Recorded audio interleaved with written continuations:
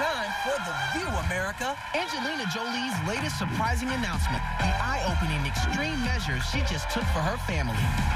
And Madonna unleashed, while she's throwing shade at everyone from Jay-Z to the president. Emmy nominee Jesse Tyler Ferguson talks about the Modern Family gang getting rowdy on the red carpet and has a sneak peek at this week's episode. One finger, she's fine. Two fingers, she's unhappy. Look at this, 2 fingers. And you won't believe who Tim Gunn wants on the catwalk for next season's Project Runway and how he's taking aim at one of the biggest devils in fashion. This is The View with Whoopi, Nicole Wallace, Rosie Perez, and today, Joy Behar and Forever's Alana De La Garza jump into the co-host chairs. It all starts now.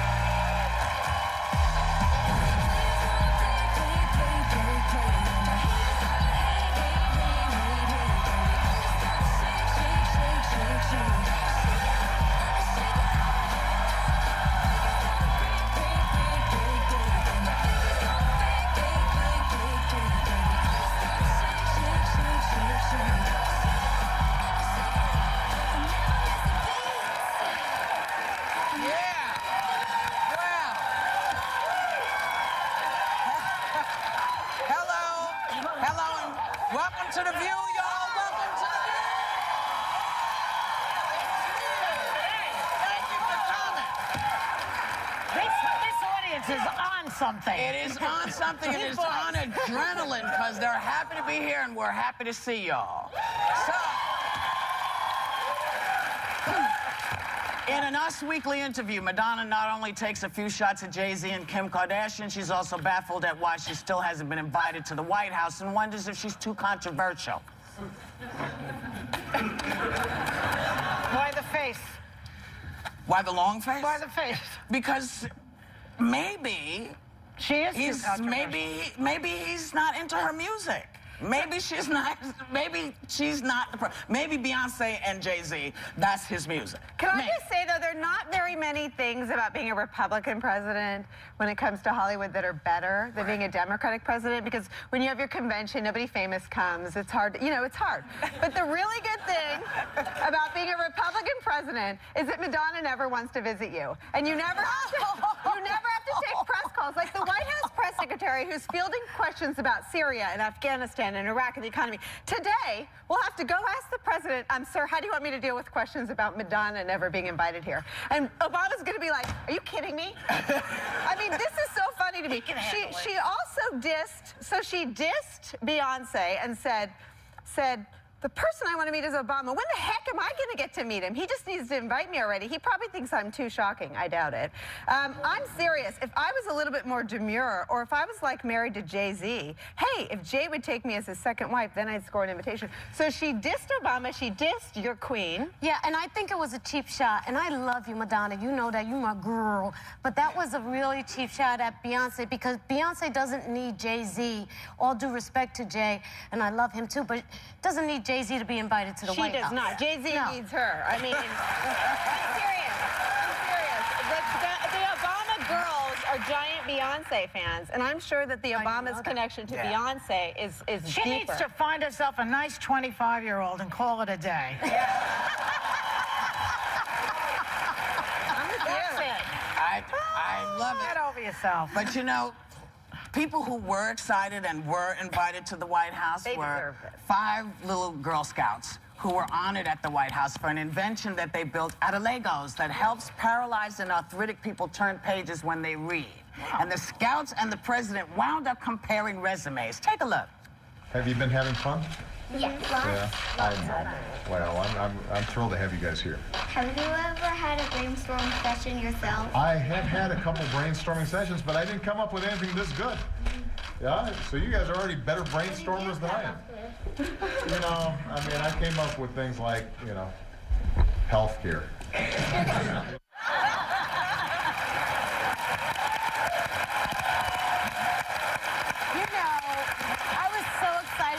this because you know that I'm a champion for education, and I think that our company, our country is behind in regards to helping our young people get ready for the 21st century that we are already here. And you know, in regards to science and coding and technology, it's so important. So when I saw them, and they call themselves the Supergirls, and they had the little cape, I just thought it was just wonderful. Adorable. We should invite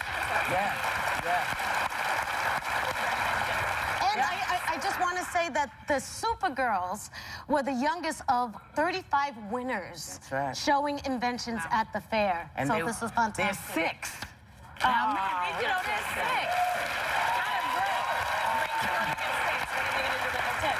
Yesterday we were talking about Ted Cruz, you know, announcing he's running for president and everything. And we talked about the question of his eligibility. Now, apparently we need to clear something up. Before you go on, can I just say Penelope Cruz has a better chance of becoming president. She wasn't born here either. Exactly. And if he can be president, then Celine Dion can be president. She was also born in Canada. Well, I don't get this. And what happened to the birther movement against Obama? I'd like to know. Well, let's slow down here because the issue for me was if we're going to accuse him and throw around the word birther, I called Nicole right after the show and I said, you know, can you clear this up? Canada too? No. Yeah, go ahead. No, but, you know... Well, okay, so I said on the show yesterday that I didn't know where he was born. Right, we all did. I was like, I didn't know. He was born in Canada, but the rules for eligibility... Let me say, too, like, 2 wrongs don't make a right on this birtherism. And Ted Cruz was not one of the Republicans leading the charge. Donald Trump had a lot more questions about President Obama's birth certificate than Ted Cruz did. Well, he Donald Trump... to bring it up because he has skeletons in his closet. Well, but it's not a skeleton. He was born in Canada to an American citizen, and you were perfectly eligible to run for president if you were born to a full American citizen. So he's not a naturalized citizen.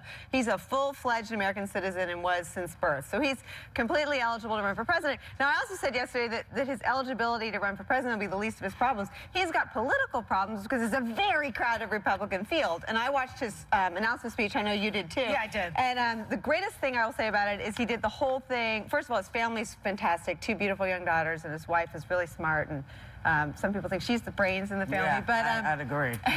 But he did the whole thing without a teleprompter, which George Bush didn't give speeches without a teleprompter. President Obama does. It's just an important political skill, so I'll say that. But he was also in front of a forced audience because it was mandatory that those kids showed up. It was school. It was the university. It's mandatory to show up for school. Right. No, but for that specific event, it wasn't a voluntary event. Yeah. So, I mean, the bottom line with this guy is he's a climate change denier. We cannot have a president in the United States who is a climate change denier. He's a gay people denier. He's a woman right to choose denier. He denies everything. Right. Listen, I'm sorry, and I am going to take pot shots at him because, you know, he may not have been at the charge, but he didn't stop the charge. Fair enough. Because to me, if you're Canadian, that's right. Because he says, listen, because my mother was an American, that makes me an American no matter where I'm born. Well, that's what Obama kept saying. Yeah.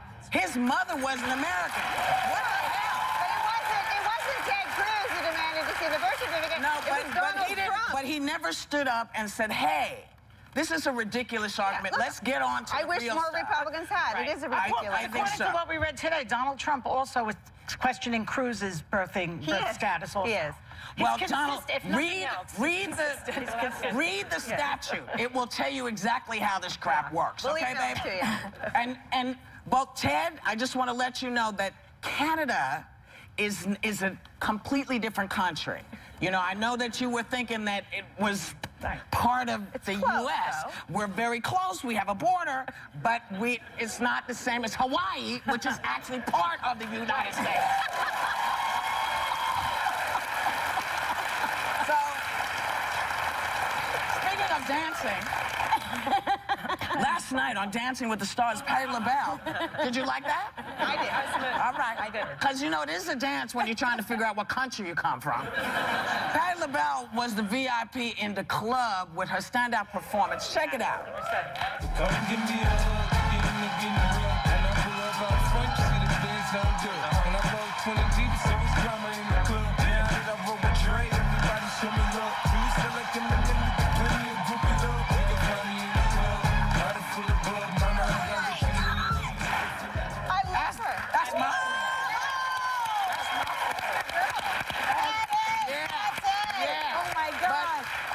wasn't the only thing. Something very moving happened also on the show last night. Contestant and military veteran Noah Galloway also had one of the night's most powerful performances, plus an amazing surprise appearance from his soldier girlfriend who he hasn't seen in 6 months.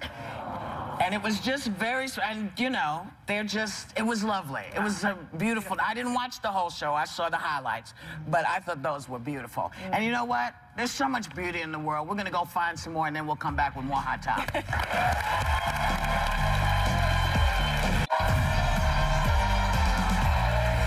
4,000 shows?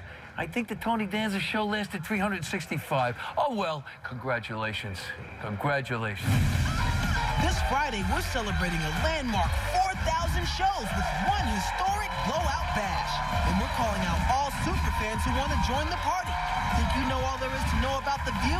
Find out how you can go toe-to-toe in a trivia showdown with our co-host on the show by going to our website right now. Welcome back. You know, the final season of Mad Men is about to begin, and star Jon Hamm said he got advice on how to handle it from the star of another landmark series, Breaking Bad, Bryan Cranston. So he warned Jon that it's going to be tough saying goodbye, and that it will hit him at different times in different ways. The fact that that job is done. Well, Lana's been on a series for many years. We were talking a little bit backstage about it, and I think you live this strange duality because you have an entire family for 14 hours a day, and then they're gone. So, you know, it's tough. And you were saying you'd miss the character. And yeah, for me, it's letting go of the character. I did this film, Fearless, and it was a 5-month shoot. And it was a very dramatic role, and I couldn't shake the character. And even though it was a very depressing movie, I still had a piece of her in me, and it was so hard to let go. And I missed Jeff Bridges, and I missed the director, and it's hard to let it go out of your body. So it takes a minute. I didn't find it that hard to leave The View. No, I'm kidding. I actually did.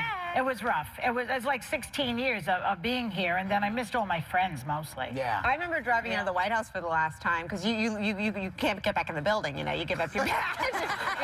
You stand outside with the tourists. You're like, hey. But I remember crying and you drive out the gates that are guarded by in those days, guarded by guys with guns and stuff. So I think it's so different when you play a character. I mean, I have seen Jon Hamm in other movies, but I see Don Draper, and I you know, Don Draper is so so challenged in his relationships. He writes about that, though. He writes about playing Don Draper, and he said it's been exhausting to partake in his character Don Draper's downward spiral, saying you're kind of hoping for redemption and it's not forthcoming. At the same time, it's been like the greatest obstacle course in the world.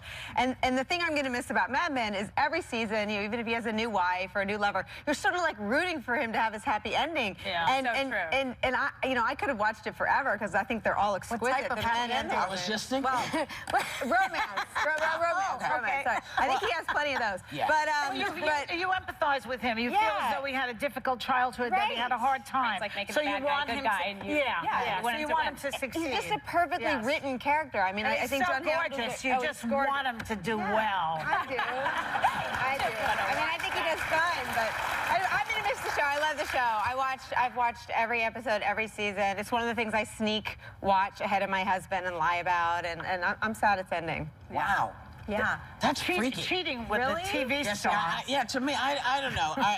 I'm always, it's very easy for me to drop them, except only once. I made a very interesting movie with a terrible woman in it. Really? Terrible.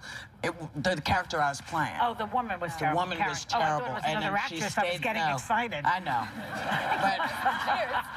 But she stayed for a year and a half. And I hated her. Inside. I could feel her looking out of my eyes. First and only time that's ever happened. I vowed I would never do it again. That happened to me with this movie I did in Spain with Javier Bardem. I played That's because you wanted to see Javier do it. No, you did. That guy's so funny. I know her. Okay, so here's a crazy thing. Amanda Knox. You remember the girl who supposedly killed a roommate and then they found her guilty in Italy and then they had to let her go. So now She may be ordered back into an Italian courtroom for the 3rd time for her involvement in the murder of student Meredith Kircher back in 2007. Now, she's already been found guilty twice. How many times they gonna convict you the same damn time? Well, is there a rule there? Is there a law that says, hey, this is it? You know what? They make up their own rules in Italy. She's a guilty. She's a guilty. And before anybody emails us, she's Italian, she can do that. But the prosecutor there is obsessed with this case, and there have been books written about him, too, that he's not exactly known for his sterling ethics, and he's obsessed with this case. But isn't she in the United States Yeah, now? she'll never go back to Italy, poor thing. But can they extradite her, as they say? I don't know. Yeah. I don't know if they can. I don't know. That's terrifying. I hope someone will give us this answer maybe by tomorrow, and we can let you know. They will try to extradite her, and the U.S. government, under the, I mean, it's always, your government can protect you from extradition, and so the U.S. government has protected her from extradition. I think it's safe to assume they will again. The euro is down. I am happy about that. So they need to worry about that. Italian stuff is cheap. It's a great time to go shopping. This is a time to shop. Yeah, good time. And I just want to say, this is one of the first times in many, many, many years that the dollar is showing its cojones. Yeah. I'm happy.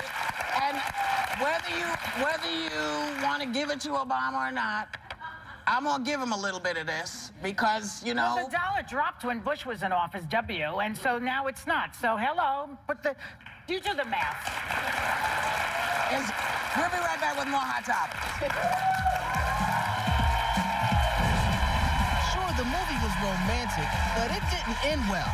So why are people paying money to sink like the Titanic? Find out next.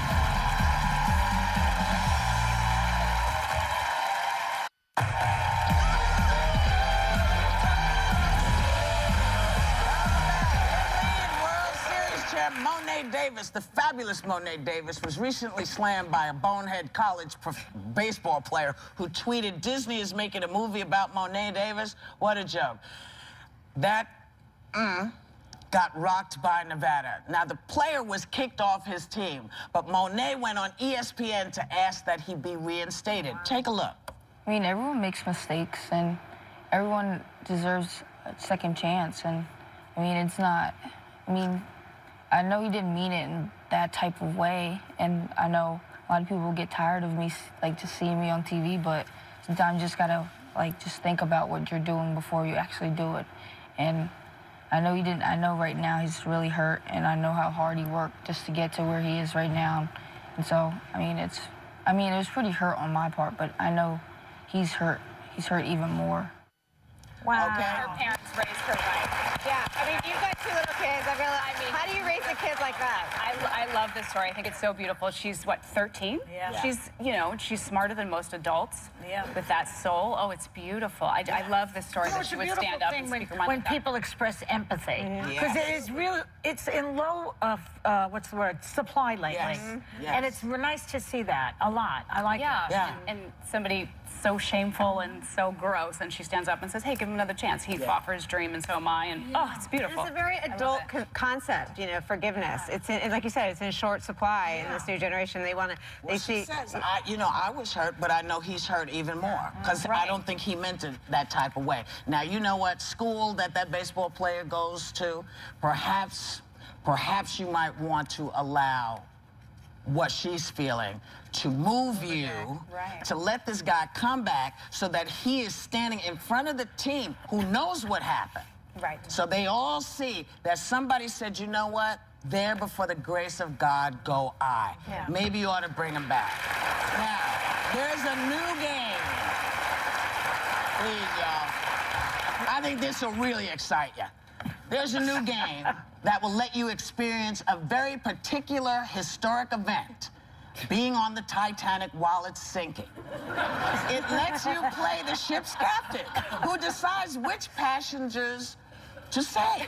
I just feel like this is a new level of gross. I mean, really. Like, we know what happens in the end.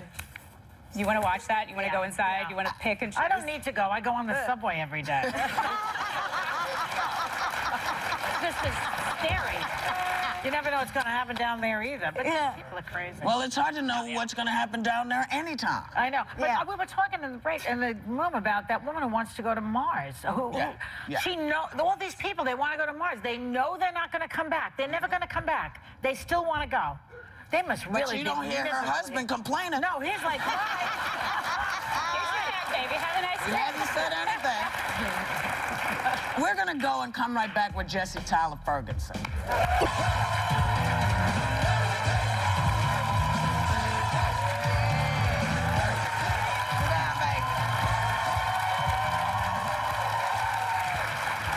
Congratulations again. Thank you. Listen, I see, you know, we've talked about this when the babies changed, you know, when the baby had to get older. And it's kind of fun to watch you with this little 7-year-old. Yeah. What is that relationship like? I mean, are you used to being around little bitty people like that? Little bitty people. Yeah. I used to babysit when I needed, like, you know, some extra cash. Right. And I didn't have Modern Family, so I'm used to, which was most of my life. But yeah, I'm comfortable around kids. But it's so funny because, like, kids do what they want to do, and they you know, I didn't know this, but you can't work them very hard. Like, they only have 2 hours. Like it's an attention span. Exactly. Yeah. But they're like this. They're like, I want to stop. I don't want to do this anymore. Like, I mean, I was like, what if we acted like that when we were done? Some people do. Some people do. Yeah. Some people do. Yeah. I do. But you would see me do it. Yes, he does. She throws herself across. Yes. Okay. Under Extreme Dress. I think it's still so exciting. You know, you turn it on and there's always something so fresh and exciting. The show's incredible. That's why you win every award every year. But the smartphone episode really tied my brain in a knot. Was that difficult? What was that like? It was very cool to do. It was very tricky to do. You know, we had never done anything like that before. I was like, is my mom going to understand this at all? Like, she's going to have to move the chair really close to the TV screen because she has like a 12 by Skype screen. And it was difficult because we were actually given the products to do our own filming, and we're terrible cameramen. Yes, we all are. We have a great camera crew, but like also like normally, you know, the guys have these huge, big, heavy cameras, and we ended up having to like give them the phones and say, "Can you please help us?" And they had to like hold up this tiny little camera. It was like so embarrassing. But yeah, we basically held onto the cameraman's wrists, and then like so it looked like we were filming ourselves. Awesome. So yeah, like really speaking of awards, you've been nominated every year since 2010. Yes, and lost every year. But that's all right. But you know what? You act the fool. You act the hot mess on the red carpet. What is that about? We have some pictures. Can we show you? Look at that. Okay. You're looking up these women's dresses? Well, I'm just helping them look their best in the moment. He's arranging them. And those are both Zach Posen dresses. So I guess I have a thing with his dresses. I want them to look really good. The one on the left's Heidi Klum, and then that's Ariel Winter. Oh, and that's just me torturing my TV daughter, giving her a wet willy. Yeah, you know. I mean, like after 6 years of this, you got to switch it up a little bit, you know. Now, how long are you married? It'll be 2 years in July. Yeah.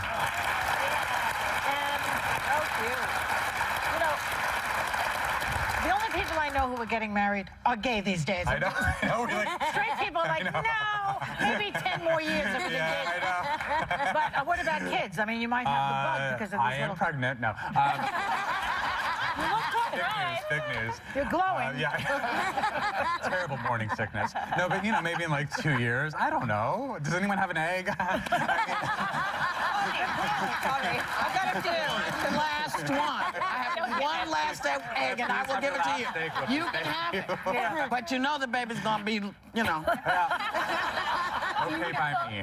Okay by me. And the other thing I was reading about you that was funny is that you never say where you met the husband. Right, because it was at the gym, and I feel like you say we met at the gym in the locker room, and people are like, oh. And I was like, actually, everyone was fully clothed, calm down. Now, So I say we met through mutual friends, and our mutual friend was the gym, but whatever. So you don't like to say, oh. I just, you know. You suffer from allergies, right? I do, yeah. Okay. So then you're working with Swiffer. Swiffer and Febreze. Yes, Swiffer and Febreze. I think I went out with a guy named Tony Febreze. Really?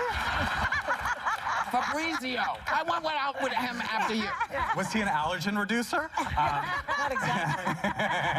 Yeah, no, so I teamed up with the Allergy and Asthma Foundation of America, which is a very fancy sounding name. If you have the word foundation in your name, you know you're important. That's right. And so I love from Febreze products, and now they have these certified products that are allergy and asthma reducing products, so, you know, it's been great. When you're a kid, you'll buy them at Costco, like by the... I'm already stocked up with that. I'm good to go, and I have them in my trailer and everything, so yeah, they're great products. Who doesn't love the Swift? Who doesn't love the Swift? I love the Swift.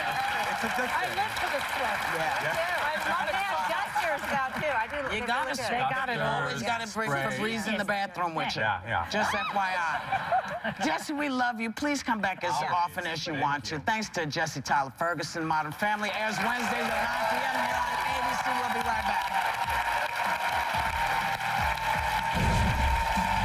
You're going out in that. Sit down and let style expert Tim Gunn show you how to make it work with your look and your life.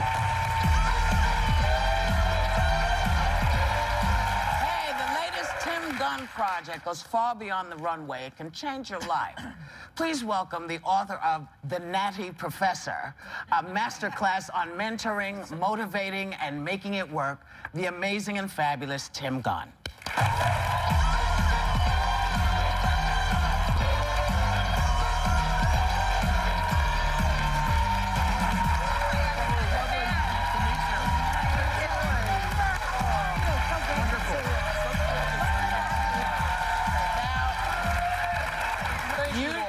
Lovely introduction. Thank you. Well, you're one of those people, you know, that just, I'm so glad that I know you. And I you. You know, so I'm so happy. But I'm a huge fan of this book, but I need you to tell everybody what it's about and why. Well, can I first tell everybody, this is someone we all know and love, yes, Whoopi Goldberg. Yes.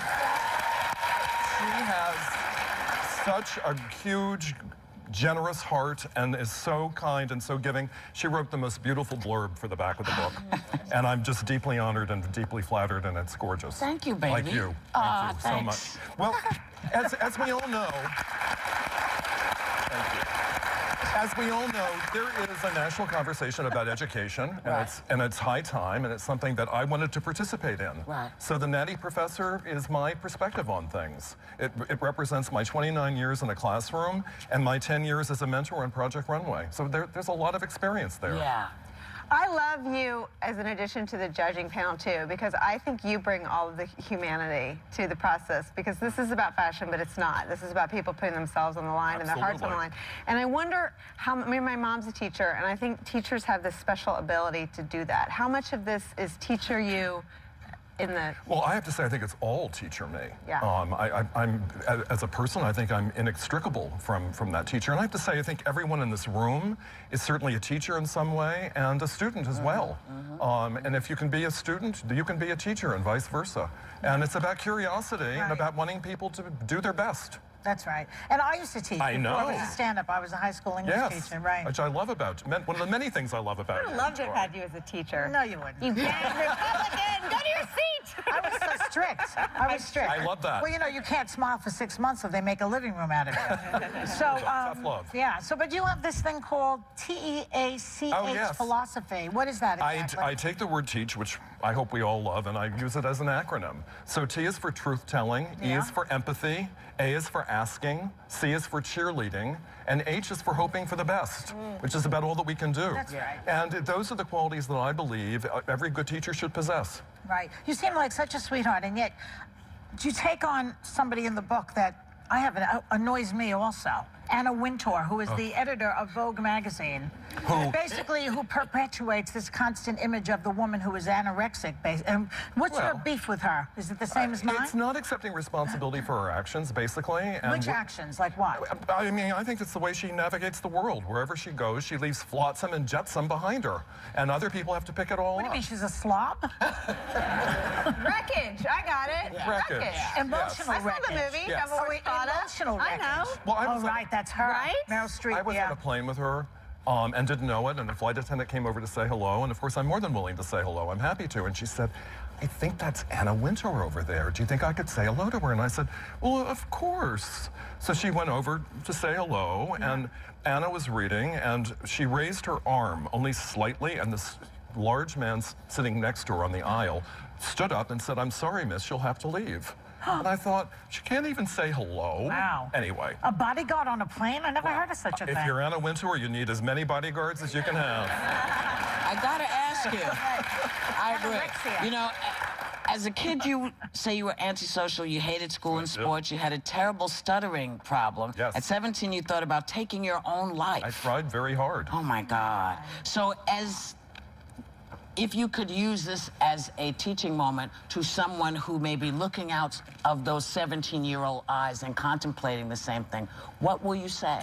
Well, we can't do anything alone successfully, I don't believe. Life is a huge collaboration, and it took that moment of desperation and crisis for me to realize that life is a big collaboration. We need good people around us, people we can trust, people we can rely upon, and people who are truth tellers. Yeah. And it was hard for me to come to terms with that, but it changed my life, and I've always thought of life as a collaboration ever since. That's what you are. A truth teller, collaborative. Well, thank you. Yeah. Can we get our wonderful audience has a fashion question for you? Is that okay? Is that okay? So I'm going to start with Cindy Kaplan. Do you have a question? Yes, I do have a Cindy. question. So nice to meet you. My husband and I are taking our children on a warm weather spring break trip with some other families and friends. Yeah, we're really looking forward to it after this very cold winter. And so I work out all the time, and I'd like to wear a sexy bathing suit, but I also don't want to embarrass my children. So, how old are they? So I have almost 10-year-old girl, but more particularly the boys, 15 and 17. Well, Cindy...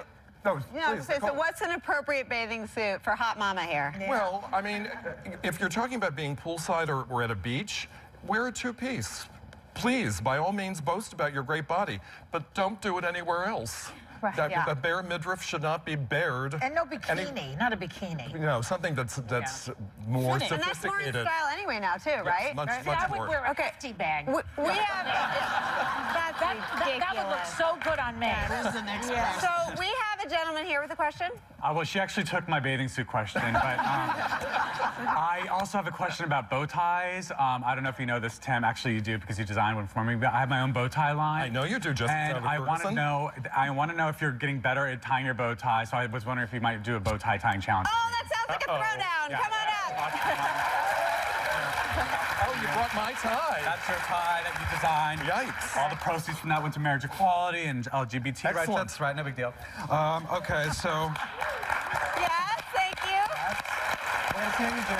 right. Last time you weren't very good at this. We're going to see if you've gotten better. All right? Well, and we don't have a mirror. We don't have something I can tell you how it's going. Whoopi, you too. Let's stand right here. All right. Ready? Stand there? Okay, Ready, set, go. Go. Pressure's on. Jesse's winning. Tim's coming in. What do you think? I'm getting nervous. All right. Wait a minute. Okay. All right. Whoa! We have a winner!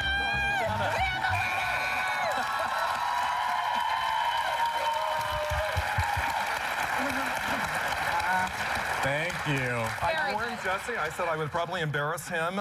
Only by embarrassing myself. Very proud of you. You got really far along the line. Very beautiful. Yeah, I see it.